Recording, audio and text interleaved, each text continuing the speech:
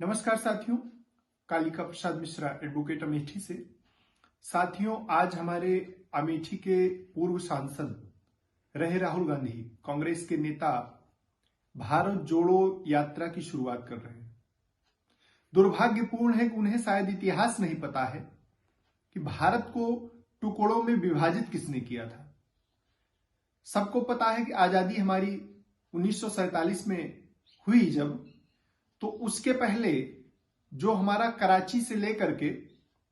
कराची पाकिस्तान से लेकर के बांग्लादेश के चिटगांव तक भारत फैला हुआ था। कश्मीर से कन्याकुमारी तक विस्तृत भारत, अखंड भारत भूभाग अलग कैसे हुआ, पृथक कैसे हुआ, इसके पीछे इतिहास इनको जानना चाहिए कि ये कांग्रेस के नेहरू और मुस्लिम लीग के जिन्ना की महत्वाकांक्षा, प्रधानमंत्री बनने की महत्वाकांक्षा के परिणाम स्वरूप अखंड भारत के टुकड़े टुकड़े हुए थे। 14 अगस्त 1947 की रात को जब भारत विभाजन हुआ, तब लाखों करोड़ एक ऐसे निशंस हत्याएं हुई। ऐसे जो निहत्थे लोग, गरीब लोग, आम लोग, मुस्लिम हो चाहे हमारे हिंदू भाई हों, दोनों को एक दूसरे से विस्थापित होना पड़ा। वह पाकिस्तान से भारत आना पड़ा, भारत से पाकिस्तान जाना पड़ा। ट्रेन भर के दिल्ली से स्पेशल जब पाकिस्तान गई तो सोचिए वहां पे एक व्यक्ति जीवित नहीं बचा पूरी ट्रेन में, और वहां से लिख के तोहफा आया, नेहरू को यह तोहफा मुबारक हो। साथियों, ये कांग्रेस की देन थी, कांग्रेस ही कारण बनी थी जो अखंड भारत के टुकड़े टुकड़े हुए थे।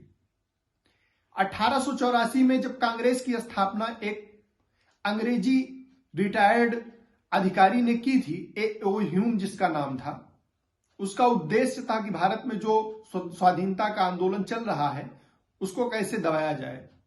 प्रबुद्ध जो वर्ग था उसके असंतोष को सेफ्टी वाल के रूप में कांग्रेस की स्थापना की गई थी, कैसे उसको विकृत किया जाए।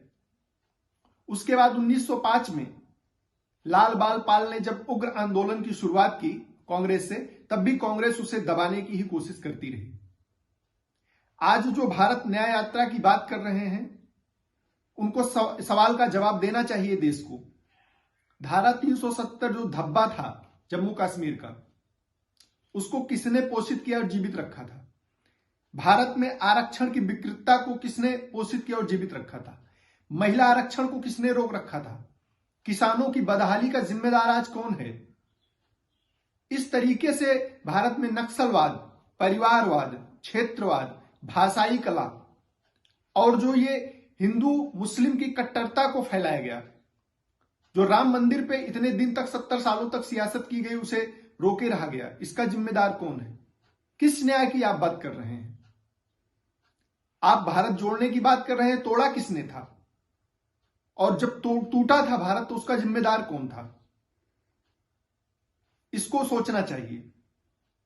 ये भारत खुशहाल था, खुशहाल है, और जब भारत आज एक उन्नति के मार्ग में विकसित भारत की ओर अग्रसर है, तो पुनः ये पूरे भारत में एक कला उन्माद पैदा करके इस भारत में टुकड़े टुकड़े की राजनीति, टुकड़े टुकड़े लोगों को, दक्षिणपंथी लोगों को लेकर के फिर से एक उद्वेलित करने की कोशिश कर रहे हैं, ताकि भारत में अमन, चैन, शांति कायम न रह सके।